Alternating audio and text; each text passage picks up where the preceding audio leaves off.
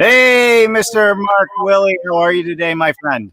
Dave Cooper live. Welcome back to BS Friday number 50. Can you believe it? Number 50. We are only 2 shows away from a full year on BS Friday. I love it. We've already completed a full year on several of the other shows, but man, 2 weeks, Mark, 2 weeks. That's 52 weeks in a row. We have not missed a single show. Not for holidays, not for Christmas, not for Thanksgiving, nothing. On holidays, we got to read books to our families while on the show, Dave. How much fun was that, right? Hey, and you know what? A little Dr. Seuss. I mean, I don't know if that's allowed these days, the way politics are, but we sure had a lot of fun doing it, didn't we? I think green eggs and hams is always well suited for our world. We need to dial it down and think like a 4-year-old, brother. I love it. I love it. All right. So as always, everyone, thank you for tuning in. Dave Cooper Live, BS Friday with the Mark Bare Naked Willie and I. As always, we're going to have a great show for you today. We are going to discuss all things to include, just found this out, artificial intelligence and how that may be moving us forward for building science. Mark, we are live where? Well, YouTube, Facebook, LinkedIn, and Twitch. And why are we live on Twitch, Mark? So our buddy Greg Ugaldi is sending a message to the youth that opportunities abound. Join us, train the trades, and control your destiny. Absolutely. I love it. All right. Now for our intro. At Dave Cooper Live, we are bringing you the people and the processes that are building it better. Our guests and topics include experts in building systems to building science, building codes, and the tech used to build it better. We are seeking out the best and the brightest in construction and discovering all of the ways that innovative buildings come to life. And this person that we have on today, and I'm not going to say her name, has been on our show before, is a thought leader in this space of building science, passive house, carbon neutral, all of those things that are involved there. And she's a lot of fun. And she's now in Boston. I mean, I don't know where to begin. Maybe we need a little help with this. I think let's have someone bring her in. And while you do that, I'll say who that is. His name is David Solomon. He is passionate about architecture that improves the lives of individuals and communities. He has a background from New Mexico and a master of architecture. I can't see or hear you, but I see a sign that says you can see it. Ecological architecture at Pennsylvania. Holy crap. Also, one of the first presidents of the Passive House group over in Pennsylvania, ushering in the new chapter later on, the Green Building United. As a person, he's the foremost one you want in the corner. As a professional, he's got to be on your projects. And if he's not on your projects, be inspired by the work that him and his team does. He's also a friend of Prudence, and he's just an incredible person. David, welcome, brother. Man, what a great intro. I'm not sure David can hear us. Can you hear us, David? Can you hear us, David? See, this is what happens with surprise guests. You can't have them in the fish tank prior. Maybe Jen, can you get with David in the background and maybe get it? Can you hear us, David? Got it. David, can we see if we can hear you? Yeah, we can hear David. So I'll tell you what, I'm going to put him in the fish tank. Let's have David give his intro if we can hear him.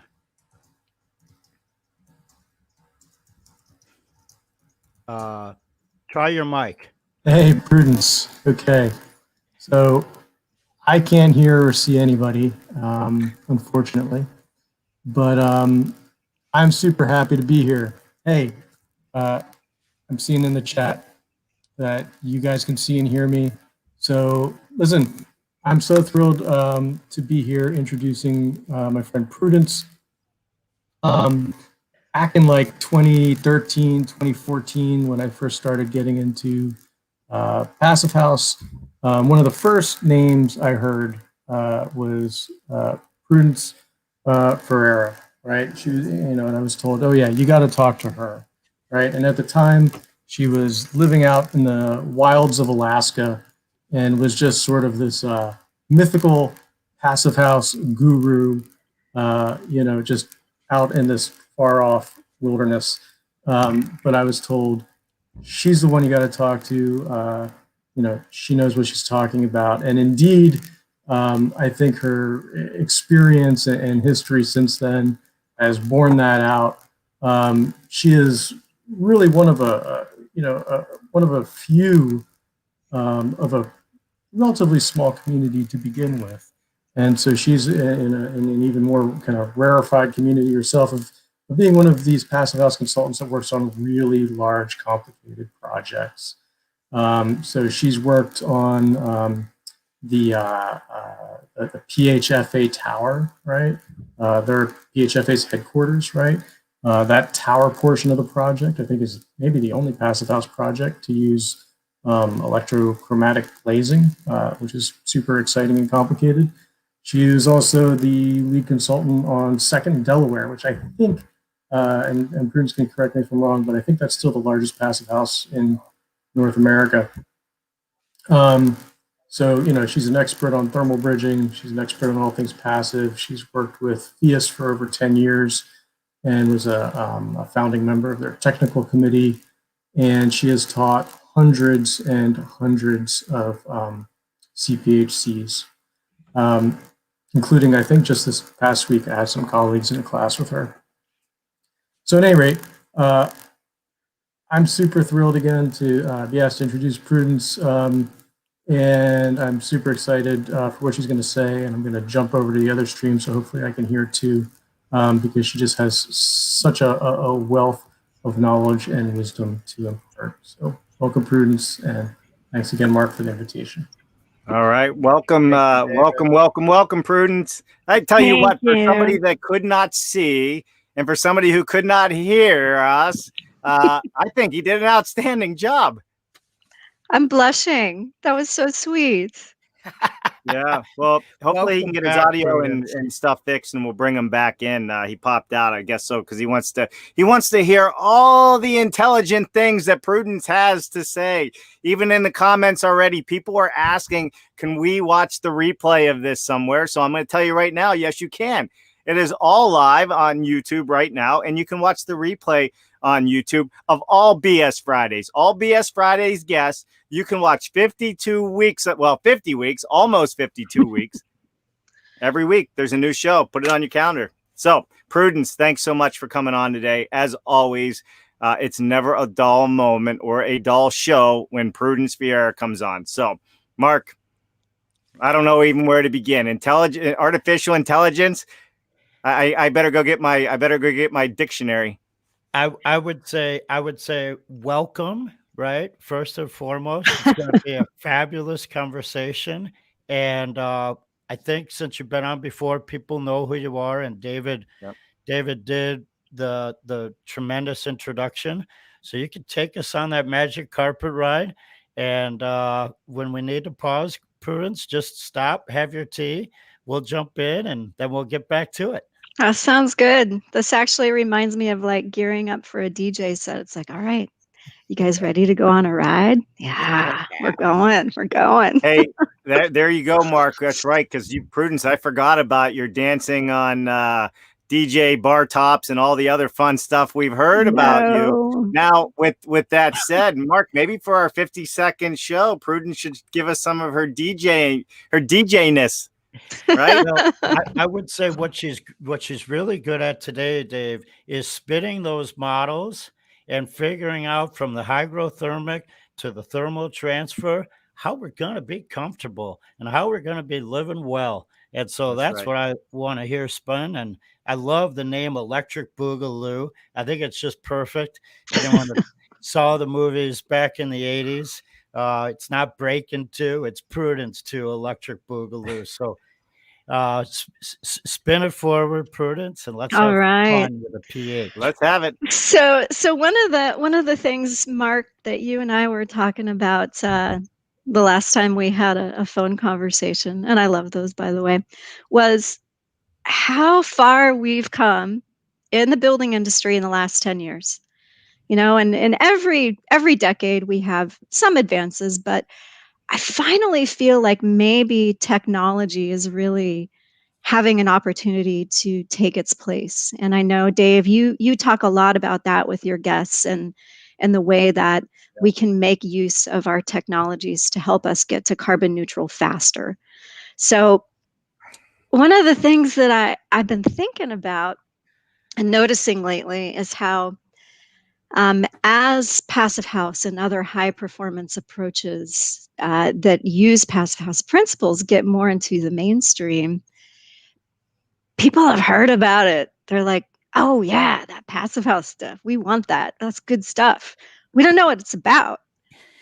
We might know the 5 principles, or actually there's many more than 5 principles, because if you're in hot climates, those don't necessarily work the same, but they haven't even heard that much about it, and they know they want it. Or they know they want net zero, or they know they want zero carbon.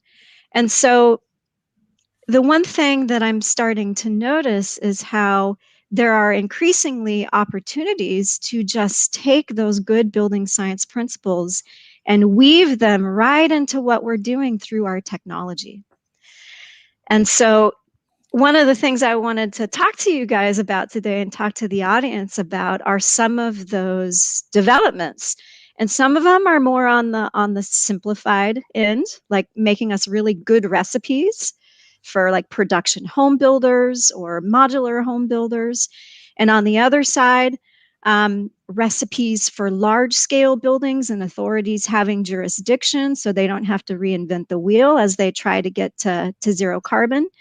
And then lastly, I kind of wanted to talk about digital twins and how digital twins are just the start of taking what we can do with artificial intelligence and really helping our technology have carbon neutrality baked into it as we start doing more offsite construction, more direct from digital twins to manufacturing to the field, and more vertical integration in our industry as we gear up for reaching our 2050 targets.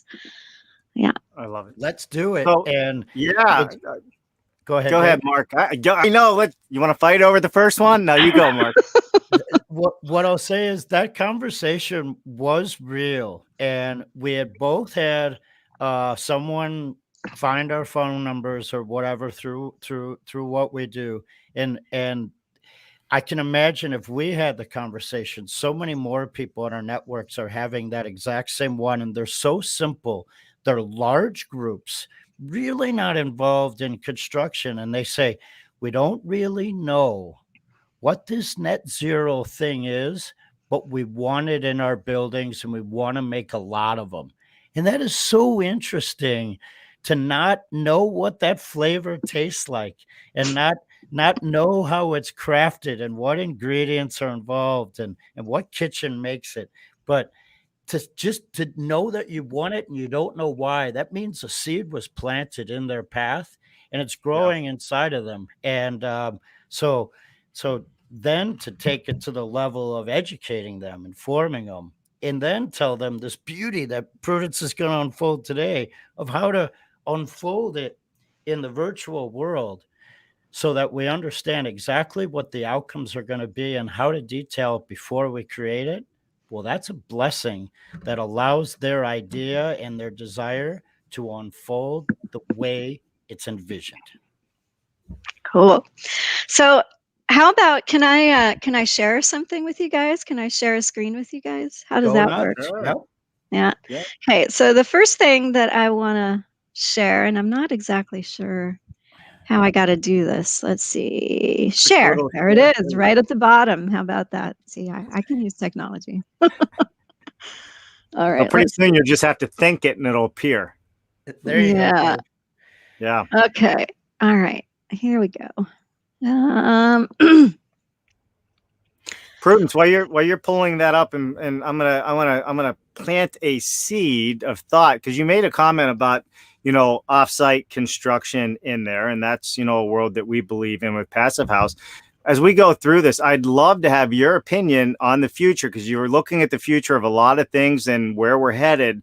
Do you see offsite construction in all of its forms, panel, modular, whatever the case is, SIPs, do you see it as a vital part of how we build better in the future and how we build healthier homes? So I know you're looking for something. You can answer it now or you can answer it later. Yeah, no, I absolutely see it as part of how we build healthier homes, healthier workplaces, schools, all of it, for sure. Yeah. There's so much more control and safety and meticulousness that is available when we're building offsite. We can control the conditions. We can have better environments for our tradespeople. We can really treat these offsite construction workshops as labs in a way, right? Yeah, to refine what we're doing. So I did find the screen that I wanted to share, and I hit share, but StreamYard is struggling with me. So it's I'm gonna. You want to put a link? Is it a file that you have, or is it a link to something? Yeah, it's actually a link to something. You so can drop Send it it to me in the private Yep. chat, and I'll see if I can grab it for you. Or we could do it like the radio used to do, and we describe to the audience what it is, even though they can't see it, right? Yeah, we can do that. Okay, so we'll start doing that, and if I can get my browser here to respond to me again, then I'll drop the link in the chat as well, so you guys can share it with the audience. But the thing that I'm looking at now that I want to share with you guys is this PHIUS core prescriptive path. And this is something that the PHIUS Technical Committee came up with. And I'm really excited about it because it allows home builders or folks that are doing offsite construction, modular, packaged homes, any of that kind of thing, to essentially have the recipe book ahead of time to be able to do some cost estimating, or just to be able to put something together that they know is actually going to work. And as I look at it, what it shows me are our value ranges for opaque components and fenestration, and solar heat gain coefficient ranges for all of our climate zones from 0 through 8. And it tells us mechanical efficiency ranges. So, it's your recipe book right there of like, well, how do you do passive house? Well, here's what passive house means in your climate.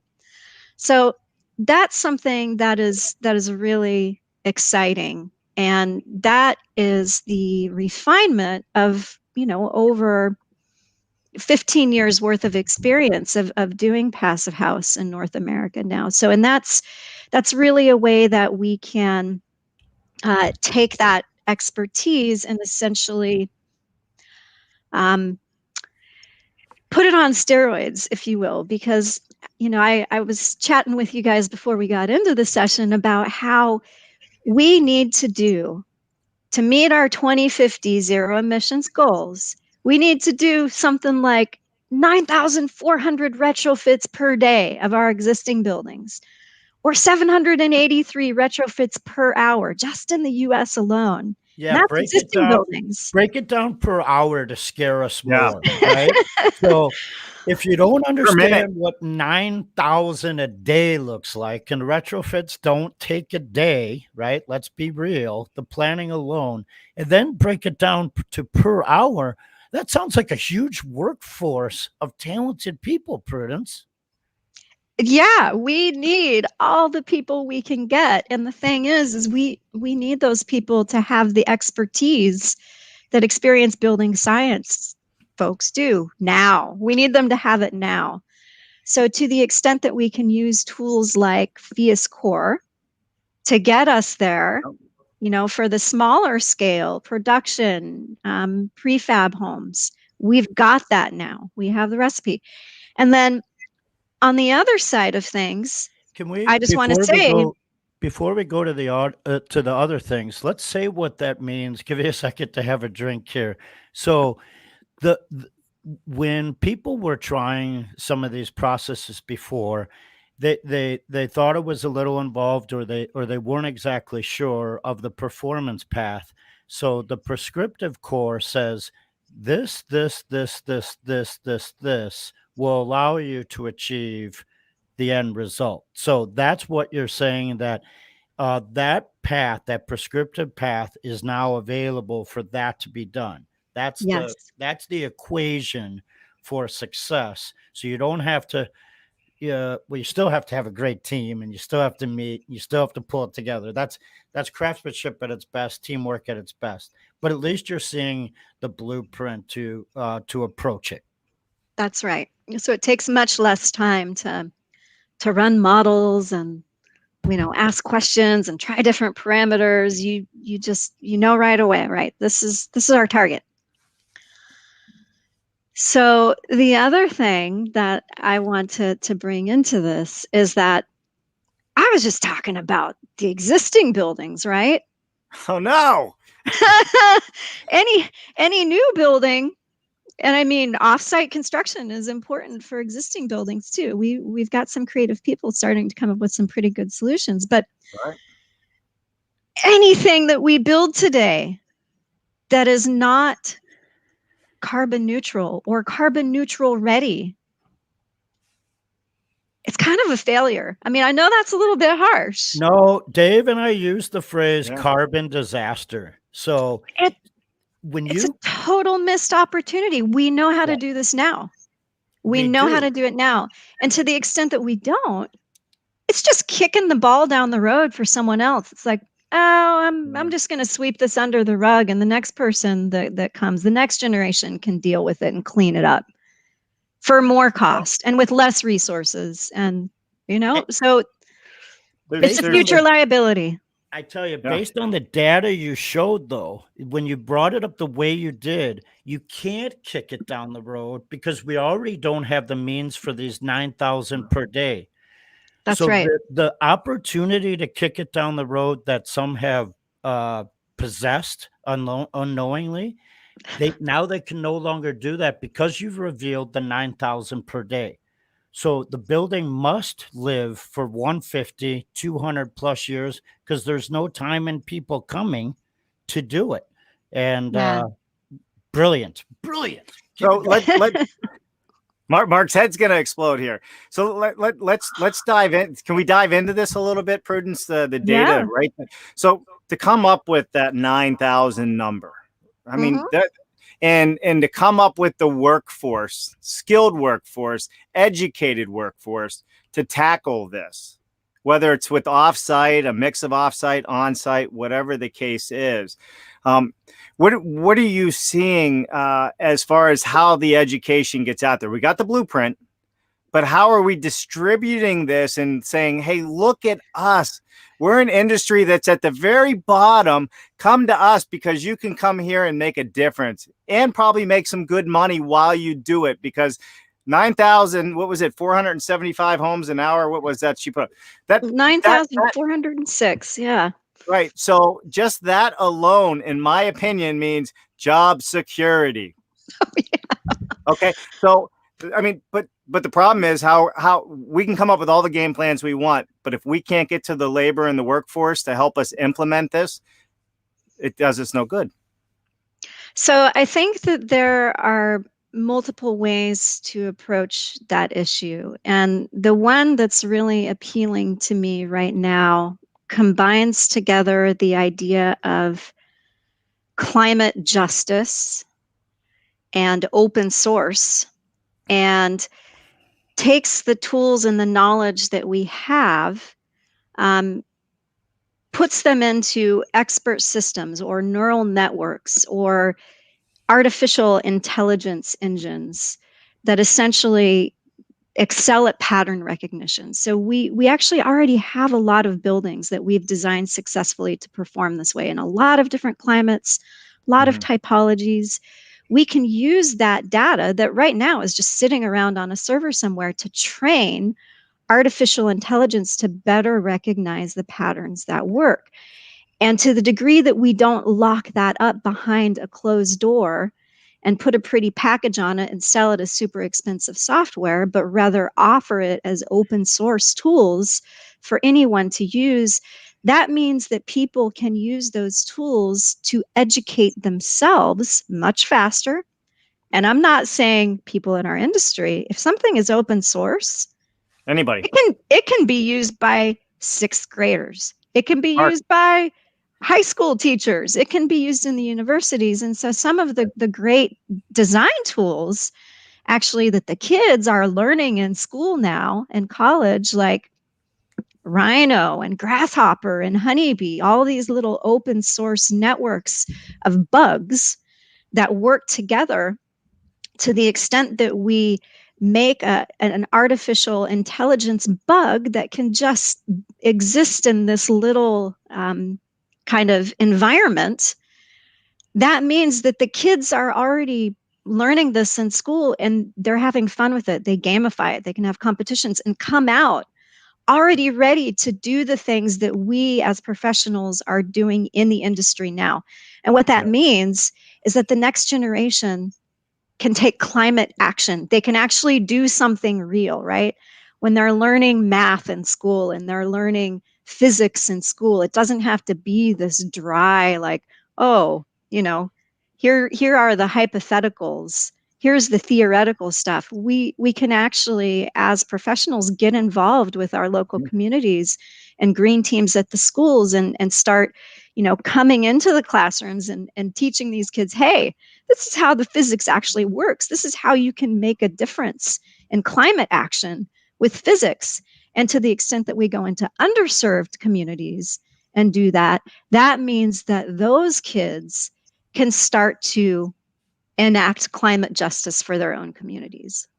So that's one of the important ways that I see the education happening for those of us that are already in the industry. Part of me is like, what? You're not already doing this? Don't you want to be with the cool kids? Like, come on. Right? Come on. Like, I tell you, Prudence, the soundbite, Dave's got a notebook in front of him that says 1227 or 127 to 131. Here's the soundbite that everyone needs to forward and say, give it away to the schools. And for all the kids doing Minecraft out there, physics with a PH is right here in front of you. Well, you guys were talking about Dr. Seuss at the beginning of the show and how you'd never missed a show and you were telling Dr. Seuss stories. And I mean, we all remember that unfortunate filibuster. But interestingly enough, this little artificial intelligence that myself and my ninja team are working on, it has a Dr. Seuss name. And the name is a character that is actually very near and dear to me and whose day we celebrated just yesterday on Earth Day. Can you guess who it is? I want you to say it. It'll have a better resonance. It's the Lorax. Of course. The Lorax. It's the Lorax. Yeah, I didn't know that. Happy birthday, Lorax. It's the one who speaks for the trees. Yeah. No kidding. The Lorax. Man, all right. We're going to celebrate. It's Lorax Day. And I think it's wonderful that your team is doing it because the generations like to do deep dives and see where names come from, right? In time, a lot of us have done deep dives on words and found their Greek nature and their Latin nature. And you brought it back to the greatest doctor, right? It was a wonderful way of teaching values and teaching reading and bringing people together. That's what those books did. And they were fun and colorful. And guess what? So are buildings. So is modeling. So is craftsmanship. It's fun and colorful, right? Totally. We all share and enjoy the words in front of us and the work in front of us. So the Lorax, here comes your second tech life, the digital twin. Bless your heart. Yeah, for sure. So we're going to have to hop over and say hello to a few people here in a second, but we are going to get a little bit deeper into this artificial intelligence. At least I hope we are. Before we jump in there, my last question on the student thing, Prudence, and because I'm gonna self-promote what we got going on a little bit. We are traveling the country. I'm sitting in a motorhome right now, and we are live streaming with NAHB into the student bodies of universities across the country, and a lot of them are making it part of their classwork. So we are reaching in. Now, where I come back with that is, as we learned from our good friend Steve Basic, who is one of the most incredible architects out there, in my opinion, that really has a big teaching heart. His daughter, Alexandra, just graduated from architecture school. They don't teach any of this there. No. She had to learn from her dad. So, I mean, with that said, how do we, so we can, I keep coming back to it. You know, we're trying to spread the message, one university at a time, but there's a big message for building science and Passive House and what you're talking about. And these tools, let's get those tools into these universities. Let's get the tools into the students so they can actually learn and study everything you're talking about. Yeah, I totally agree. And there's a great group of people that are involved with PHIUS and people all over the Passive House community that are getting involved with the schools, but specifically within PHIUS, there's a group of university professors that actually are bringing that curriculum into the universities. So it's happening. That's great. We just need to promote it more because, yeah. Well, now's the time. They're starving. The kids are starving for better information. Now's the time. They're tired of Zoom calls, Yeah. They are starving, but we also can reflect on examples. A lot of times these schools are just like construction and AAC professionals. They need to see it. They need to see an example to believe it. And so we can all reflect on some universities and schools that have done this over the years to inform them that it's not new. I mean, years ago, I was in that program at IIT where they competed on the national stage. IIT's small, right, compared to some of these large Ivy schools and whatnot. And they ended up winning, right? These classrooms, they ended up winning. And the professor was amazing. He had all of our PHIUS people from Chicago come and present and work with these students. Everyone donated their time for free, the time to get there, the time to provide. And it took us, 10, 12 hours afterwards to review each of their submittals. So all these schools are doing it. And I think it's a perfect time. I hope this is in line, Prudence. And Dave, this person. It's not just our colleges, and Prudence brought in the grade schools, which is where my heart's set. But we had a high school student win the wallassembly.com competition, a high school student. Dave, this person. Prudence, this person. I do. Right? A high school student, actually two of them, right?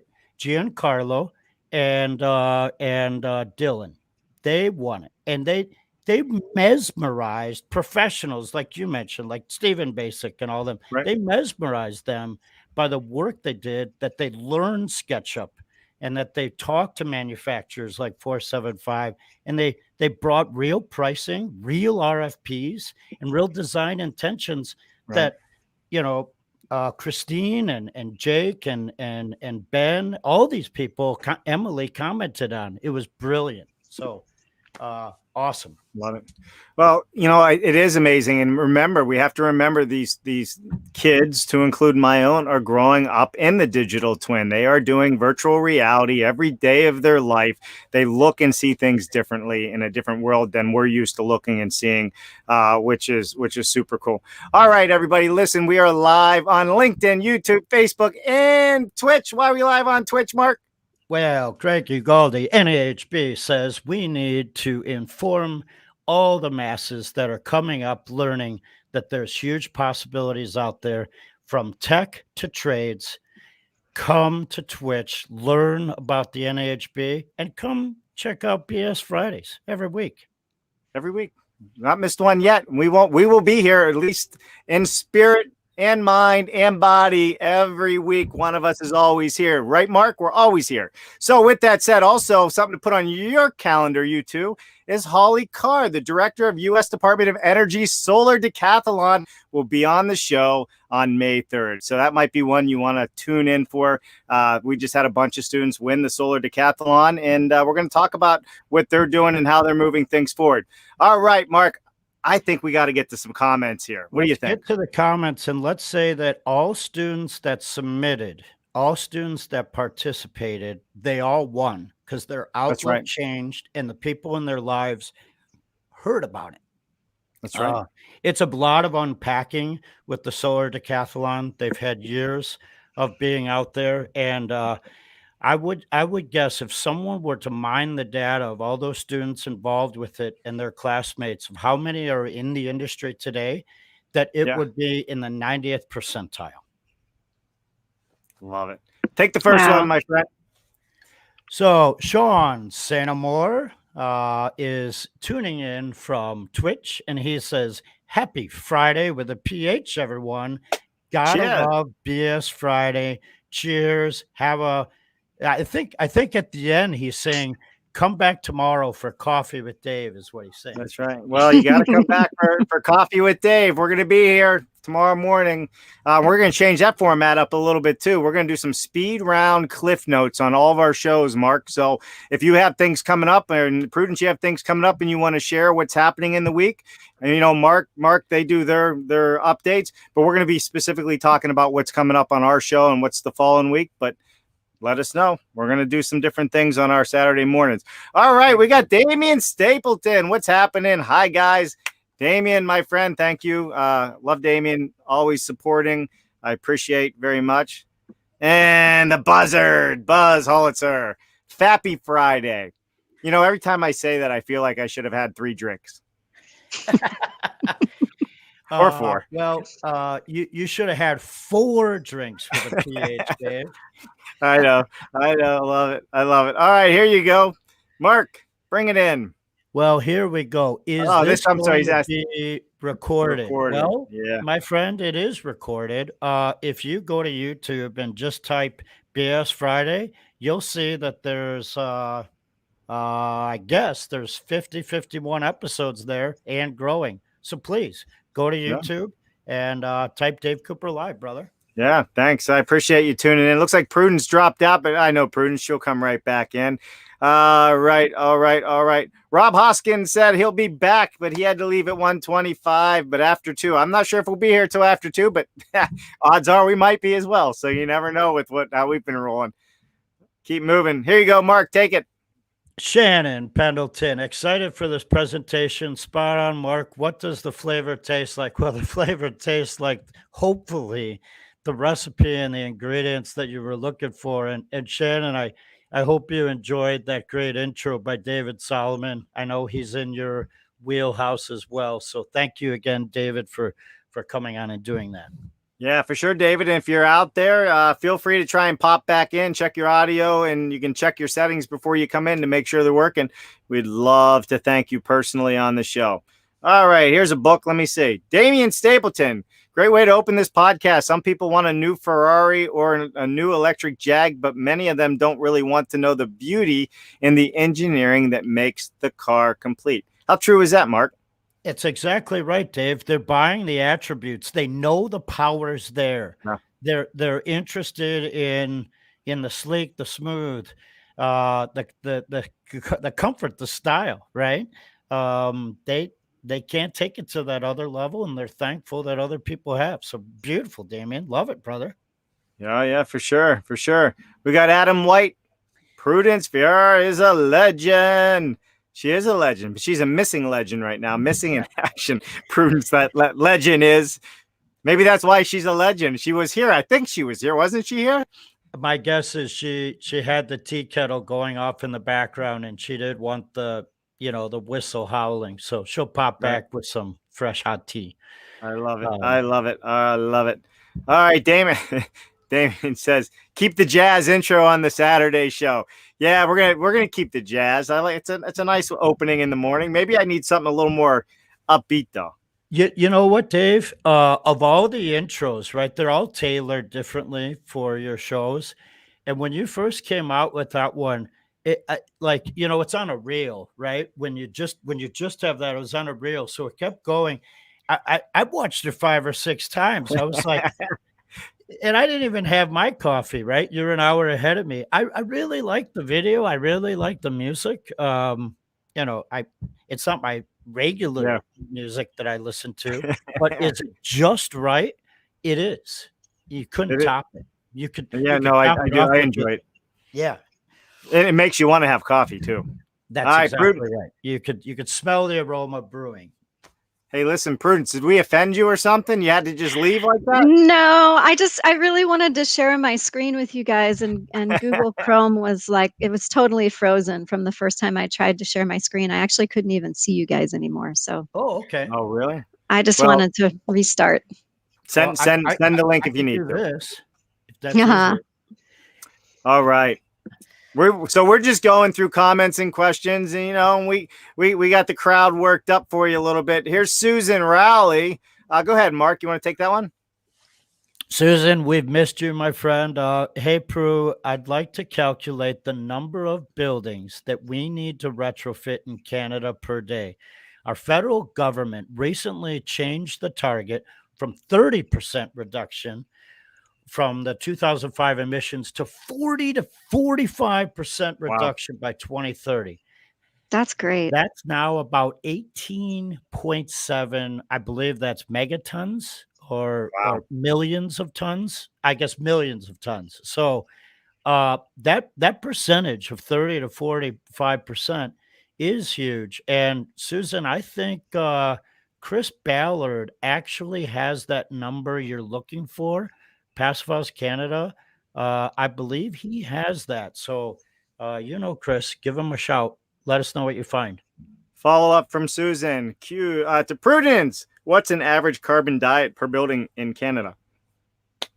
An average carbon diet per building. You mean the carbon emissions and CO2 equivalent per square meter? I wonder what she means by that. Well, let's see. I actually have some numbers. I've been doing some analysis just this morning on a pretty large long-term care facility, and if we compare it to ASHRAE 90.1 2016, which is equivalent to IECC 2018, which is code in a lot of places, a baseline EUI for a building like this would be about 145 for the baseline. Passive House would be at about 50. So that's a good range there. And then if we look at the carbon emissions associated with each of those, we're going to need a little bit of conversion here, but the kilogram of CO2 equivalent per square foot for the 2016 baseline is about 12. That's per square foot, not per square meter. Okay. So a 145 kBTU per square foot per year energy utilization intensity correlates to about a 12 kilogram per CO2 equivalent per square foot. And then the Passive House, so the 50 EUI equates to about a 4 kilogram of CO2 equivalent. And now keep in mind, we need zero. We need zero CO2e by 2050. So if we do Passive House and we add on renewables, either on-site, off-site, community, power purchase agreement, we're there. That doesn't even take into account any forecasted cost of CO2 offsets for buildings that aren't making it, right? Because a lot of these jurisdictions are ratcheting down carbon emissions targets for both existing and new buildings. So here in my area, the price on that is about $234 per metric ton. And different countries can price it the way they want. You could say, okay, well, what is the cost of carbon offsets? What's the going cost? And then add that to the tons of CO2 that you would be over the target for any given year. And then you need to factor that into life cycle cost analysis to really understand what the difference is between these cases. So, for this example that I calculated, the forecasted cost of offsetting those metric tons of CO2 equivalent at $234 per metric ton For a baseline, it would be $706,884 per year, or per metric ton, actually. Let's see. Per metric ton. Okay. No, Wow. no. Per year. Per metric. year, because it's Okay. it's 234 per metric ton. So Got that's per year, where the passive house would have nothing. It would have nothing until we got to 2040, right? Then 4 kilograms of CO2 equivalent would be too much, and then they would need to either get on or off site renewables or start paying the fines. So there's the cost savings right there. And then you also said, so that's what we'll get there with that standard. So that also is the proclamation to people that we'll get there means we'll do the work to get there. We don't just put the standard and think we're going to achieve this and all be safe. Oh, no, We you all have to implement it. Right. And so you also enlighten people that it's the IECC 2018. We're about to usher in, and hopefully most places are ushering in the 2021, but also we have ASHRAE 226, right? 227, ASHRAE 227. Yeah. 227. There you go. Yeah, I was going to talk about that a little bit before. It's another recipe.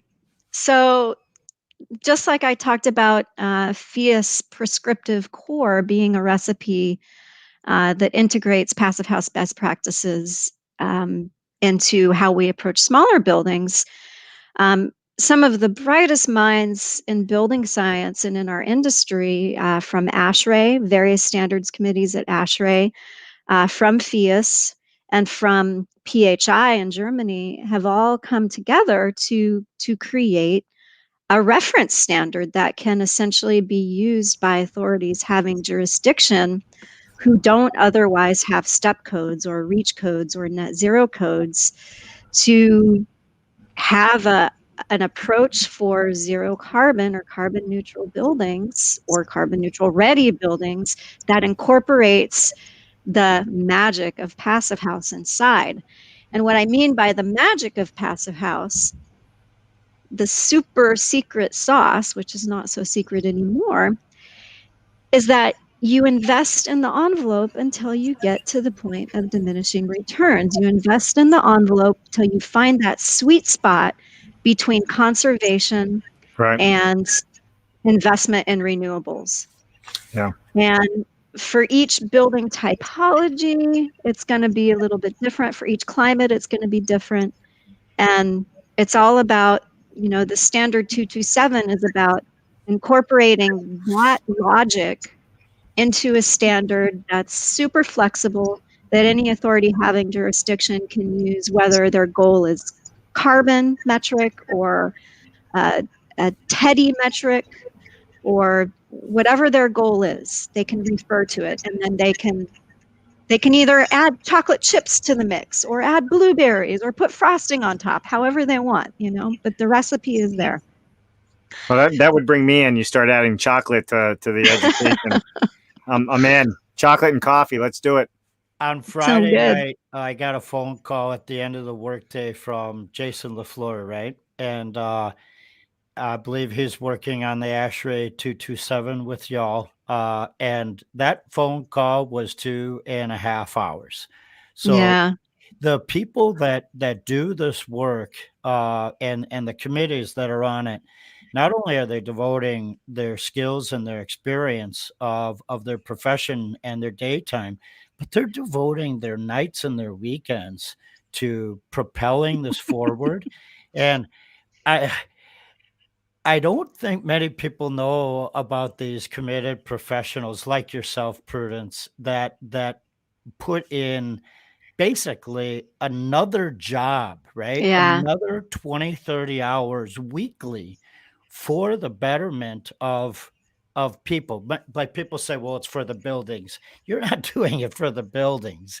You're doing it for people. You're doing it for people you've never met and people you'll never meet, right? It's just, it's a beautiful, beautiful, fabulous thing, as Zach would say. Well, there are so many dedicated people that are working really hard to, essentially try to, put our knowledge into the hands, the mind meld, get that knowledge out there so that our communities can use it, because not everyone has had the privilege to be able to learn these things. And we want to share it. We want everyone to have this information so that we can have equality in terms of high indoor air quality, buildings that don't grow mold, healthy buildings, buildings that don't use a lot of energy. And it's not just about equality for humans. I do it for the polar bears. Right here above my desk, I've got a polar bear family hanging out. And every day it's like, I'm here. I'm doing it for you guys. Like, that must be a structurally supported shelf if a whole polar bear family is on. Wow. Hey, Mark, it was built off site. Of course, it's strong. It was built off site. Yeah. I can imagine, like when you're not in front of the camera and microphone, you have to have like a hat and scarf on just because of the temperature you need to keep your place. But the benefit to not just the polar bears being comfortable is your lovely doggers gets to enjoy the wonderful Alaskan climate that way. So it's perfect. Exactly. So Yeah. listen, go ahead, Prudence. I was just gonna. No worries. I was just gonna say, did you know my dog is like an endangered species? Yes. Her kind of dog. There's like none of them left. They're just What kind of dog is it? Planet. She's a Mackenzie River Husky. Wow. Yeah, they're like the Aboriginal Husky of the Athabascan natives, so the inland Eskimos from the north. Yeah. Anyway, side note. We went to high school together, your dog and I. I remember all the fun phases growing up. All right, we're not going there. Hey, this is a PG show. Prudence is not DJing right now, Mark. Come on, I went to school with your dog. That could go so many directions. I know we don't have much time left, but do I maybe have time to just show you one last thing about AI and open source tools? We have two things. There's some comments that we definitely want to get to, and then let's get into the AI. So let's get through that, and we'll wrap it up with artificial intelligence, because I think that's where we're headed. All right, here we go. I'll read this one. We're working on getting Russ Vegan. We're working on getting recognition for carbon reduction credit for restoring forests that are at high risk for wildfire. Could be a great way to get more CO2 reductions in addition to what is stored in the mass timber buildings. I would say, Russ Vaughan, this is a wonderful segue so Prudence can have some of her drink again. Next Friday, Russ is live. And if you have not heard Russ speak, he's a leader in our timber industry. And he's a leader in our construction industry. What his family has done and the new path he has formed is going to be a highly integrated conversation. And I'll see you all next week for that. Yep. Awesome. Thanks. All right. I'm going to fly through these real quick for the sake of time. Mark Harvey Minnick, he said, sorry, Mark, he was working with city councilors talking passive house. Well, that's always a great comment. And we got George Ryman tuning in as well. Somewhere up there, he said, hello, friends, happy PS. And we are going to go to one more question we have here. Take it away, Mark. So Joseph says, are there draft specifications, a web source regarding the building envelope approach to emission calcs for design basis? Oh, Prudence, have fun with this one. Okay, so it's a good question, Joseph, but essentially what it comes down to is equating the KBTU per square foot per year savings that you're going to have from designing a more efficient envelope, equating that to kilowatt hours and carbon equivalencies. And there are databases for where you get those emissions factors from. NREL has a big database. They have a project called Cambium, where you can get emissions factors from down to like hourly and very regional. Or there might be a resource that you can use that's local. I know here in Boston, we need to use ISO Northeast to get our emissions factors from, and then we simply use them in an equation to convert the amount of energy that we're saving into CO2 equivalents. In his statement, the part I liked is that he said the building envelope approach.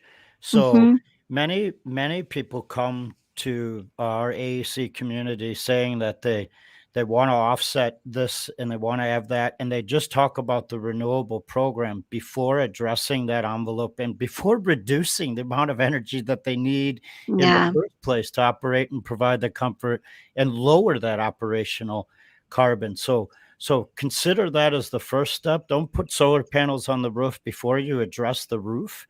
You know, there's a sequencing there.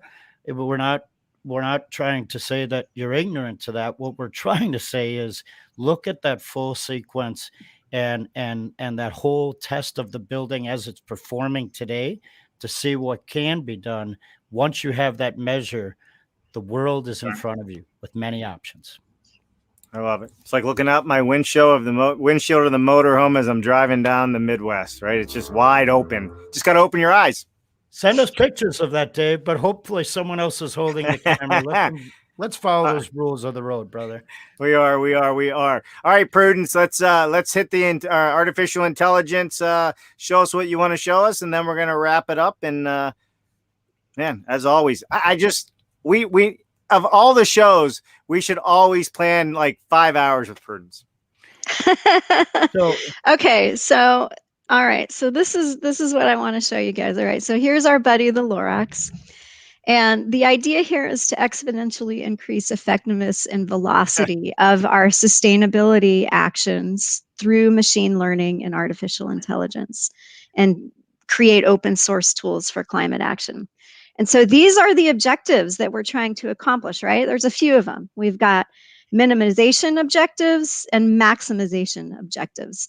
And these don't always, like sometimes they seem to be a little bit at odds with each other, right? So within trying to achieve those objectives, there's a search space. There are different parameters that we need to look at to measure to what degree we're meeting those objectives. So you start to see this very quickly becomes a parametric problem that gets complex pretty quickly, right? And so this little node that I have here could represent a parametric simulation with a lot of different combinations of energy conservation measures. But coincidentally, this is also what a neural network looks like. This is a neural network. And so to the degree that we can, with each of these nodes or sigma, put a weighting on what our objectives are in terms of our priorities, we can start to have more efficient pattern recognition.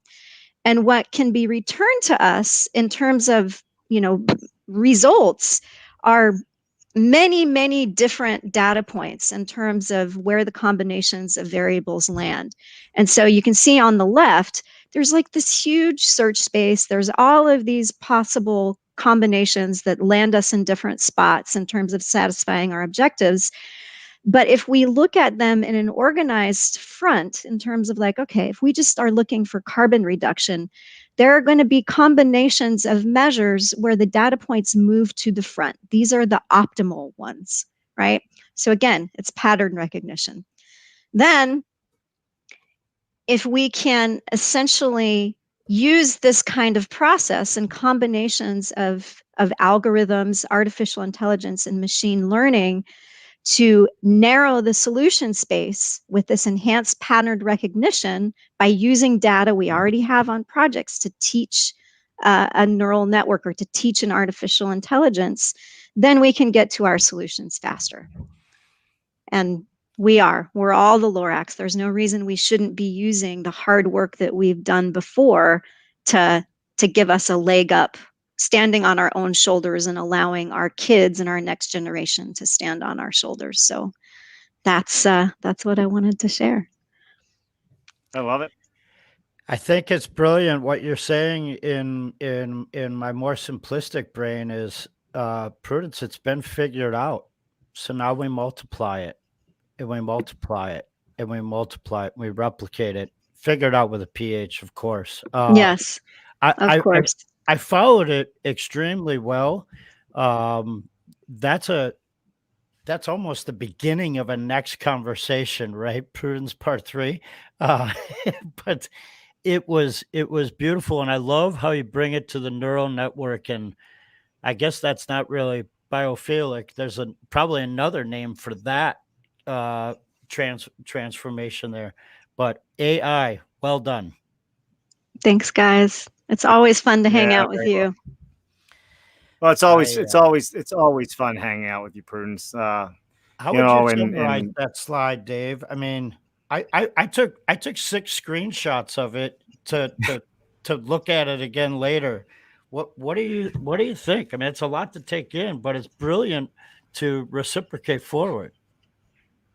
Well, so it is brilliant, right? And it's a roadmap, and it is a lot to take in. And to summarize what you're asking me is the hard work has been done by very intelligent people that understand this stuff. And they've taken this information and they've put it in a format that simplifies it for those of us that are maybe even newer entrants into Passive House, into what we're doing. But I also think that as we move the pendulum forward and we are looking at artificial intelligence, VR, digital twins, all of these things, it can be very overwhelming for somebody to get their head around, architects included, designers included.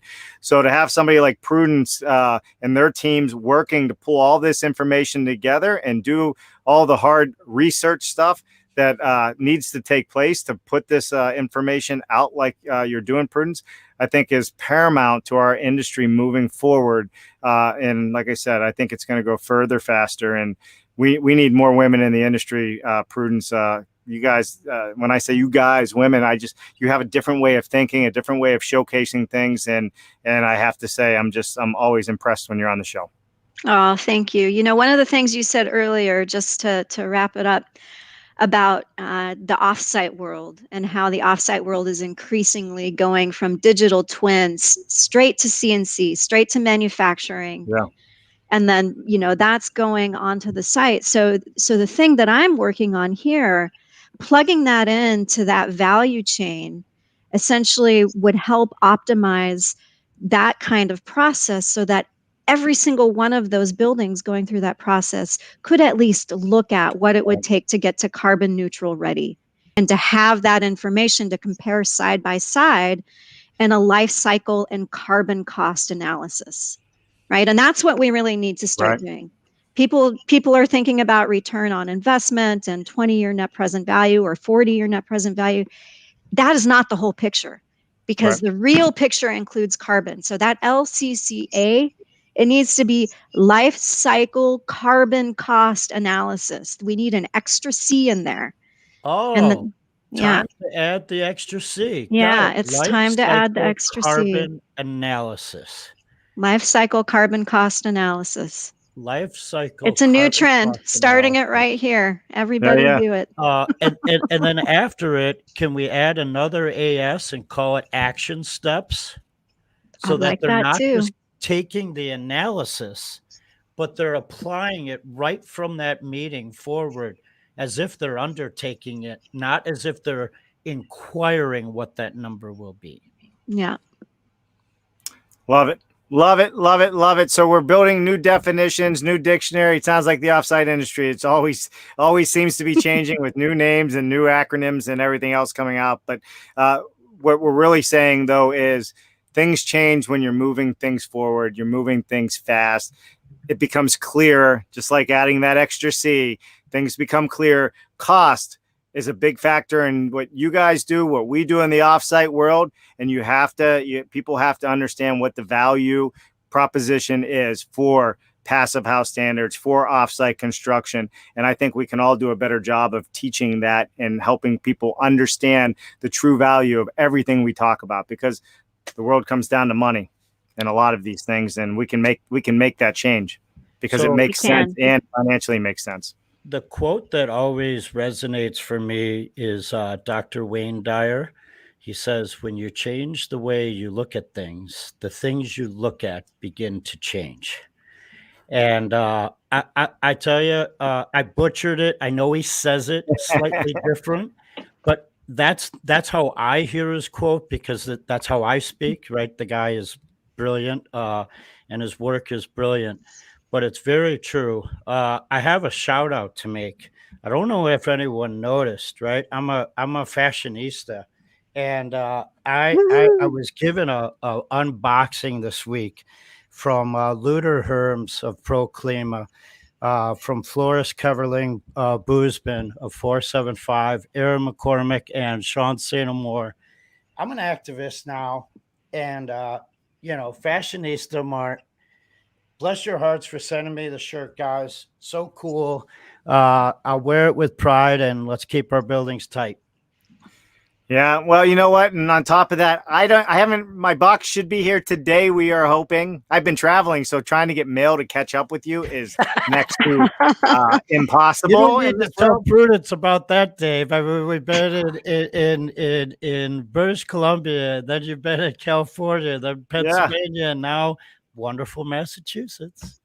That's right. Love it. So, Prudence, thank you so much for being on the show today. Mark, as always, lots and lots of fun. We always have a good time in the show, and we had a great attendance as always. And thank you to everybody out there that is watching and taking notes and learning. Also, please go to our YouTube channel. If you missed it, go there, subscribe. You can replay all of these episodes and more right there. Prudence, we will have you on the show again real soon. I'm confident in that. Mark Bare Naked Willie. Maybe even with David Solomon. Thanks for that would be fun. Brother. Yeah, that was a great introduction. Well, I love you guys. Everyone in the audience, happy Earth Day weekend. Go hug a tree. And take pictures and take pictures of hugging trees and send it to us. That would be a lot of fun. We'll put it on the show. We'll put it on the show next Friday. If you hug a tree and send it to us, we will put it on the show. All right, there you go, everybody. Thank you for tuning in. DaveCooper.live, BS Friday with Mark Bare Naked Willie and our special guest, Prudence Ferreira. Have a wonderful weekend, everybody. We'll see you tomorrow morning with Coffee with Dave. Bye now.